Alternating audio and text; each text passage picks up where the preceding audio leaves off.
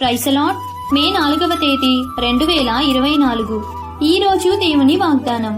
నిశ్చయముగా నీవు నీ చేతుల కష్టార్జితమును అనుభవించెదవు. నీవు ధన్యుడవు, నీకు మేలు కలుగును. కీర్తనల గ్రంథం 128వ అధ్యాయం 2వ వచనం. మనము దేవుని మాట శ్రద్ధగా విని ఆయన మనకు ఆజ్ఞాపించిన వాటన్నింటినీ మనం అనుసరించి నడుచుకొనున్నట్లయితే దేవుడు మనలను తప్పక దీవిస్తాడు. మనం చేసే ప్రయత్నములన్నింటిలో మనకు దీవెన కలుగునట్లు యెహోవా ఆజ్ఞాపించును.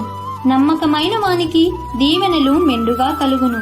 కాబట్టి ప్రభువుపై నమ్మకముంచి ప్రభువు ఇచ్చే ఆశీర్వాదం కొరకు ఎదురుచూచువారంగా ఉండాలని కోరుతూ ఈ దిన వాగ్దానం మీ అందరి జీవితంలో నెరవేరాలని కోరుకుంటూ దేవుని సువార్త పరిచర్యలో మీ సహోదరి. ఆమేన్. God bless you.